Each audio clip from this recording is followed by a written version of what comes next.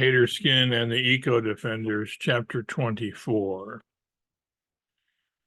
The 4.5-hour flight, clipping along at Methuselah speed as usual, was scenic at the beginning and at the end, as the McGorkles flew over northeastern Canada at the start and over France at the end, but was boring in the middle as they saw nothing but featureless Atlantic Ocean for the middle 3 hours or so of the flight.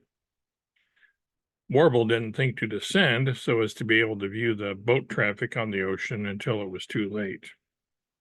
He did take the craft lower once. They were over France, though, and Mary was fairly certain she could detect the aroma of delicious food wafting up from below, as well as faint sounds of romantic accordion music.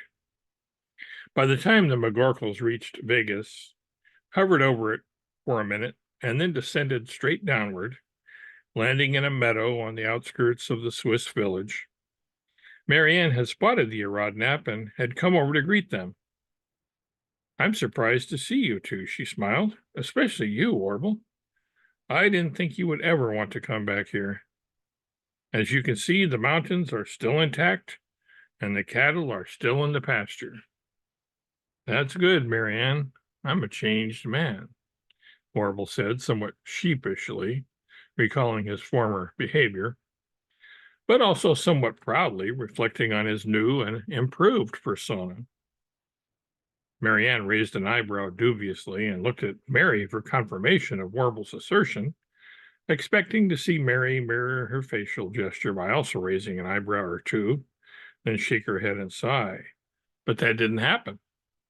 "Yes, it's true, Marianne," Mary said. "Warble is no longer a megalomaniac, or psychotic, nor a narcissist." Marianne could scarcely believe her ears. "Will wonders never cease?" she exclaimed. "Nope," answered Warble.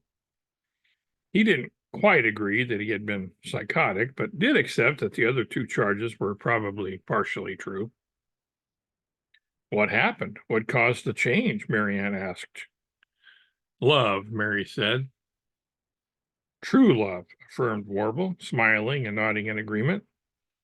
"I thought you loved money above all else, Warble," Marianne said. "I did, or I thought I did back then, Marianne, but money without Mary is mere paper, and Mary doesn't care that much about it, so why should I? In fact, money is a nuisance. We would all be better off if it had never been invented." "Congratulations, Warble," Marianne said. "You are a new man." And she extended her hand in greeting as if meeting him for the first time, which, in a way, she was. Speaking of love, speaking of true love," Marianne began, "I want to reacquaint you with Hans Georg Kallenborn. He is now my husband." Warble was so stunned by this news that his jaw dropped. He couldn't imagine Marianne ever getting married.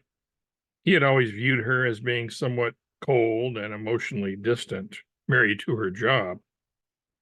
"Congratulations to both of you," Mary said, hugging Marianne and Hans in turn.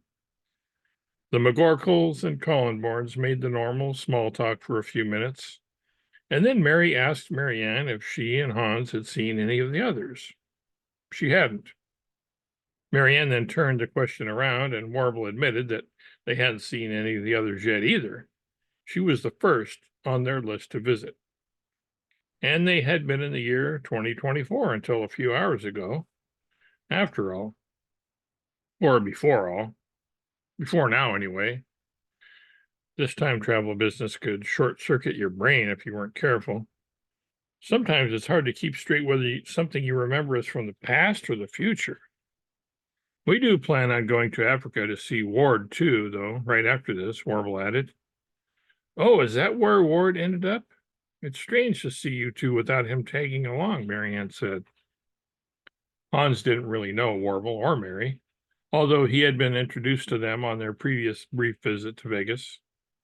For that reason, he didn't have much to contribute to the conversation. Truth be told, Hans wasn't overly curious about them, but he did listen somewhat attentively to the others and smiled pleasantly when that seemed the appropriate thing to do. Warble did seem a much more pleasant fellow to both of the Collenborns than he had been the last time they had seen one another. Hans thought maybe all there was to it was that Warble had been in an especially bad mood then, or was in an especially good mood now.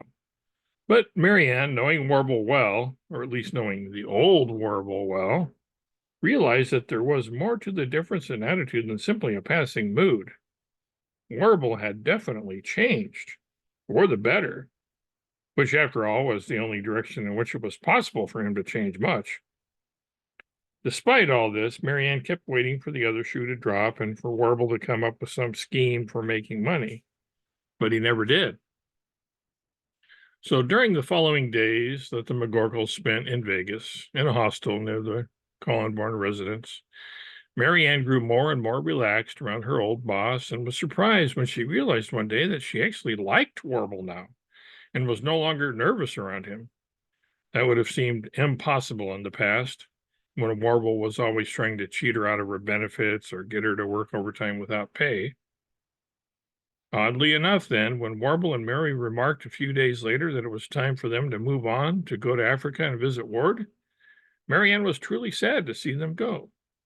Not only unhappy to see Mary leave, as normally would have been the case, but sad to see Warble leave too. It's true. Wonders do never cease, Marianne said to herself. Warble, who had never liked animals before, had even grown fond of a female bovine named Cowbella that boarded with the Collenborns. He thought about asking permission to take her along to Africa, but when Mary reminded him that Cowbella was the Collenborns' source of milk and cheese and such, he didn't press it or even mention it. Warble was becoming less selfish and more kind by the day, a turn of events which Mary, and everyone Warble came into contact with, were happy to see and experience. Say hi to Ward for me, Marianne said as Warble entered Tinga, Tanzania in the GPS-CPS, leaving the year at 2525. Will do, Warble and Mary said in unison. When Warble realized that they had done that, he didn't get angry or irritated as he usually did when people said the same thing simultaneously. He simply looked over at Mary and smiled. So off flew the McGorkles, Africa-ward. In a little over 4 hours, they were hovering over Tinga, about to drop down onto the same road on the outskirts of town where they had landed on their previous visit to that place.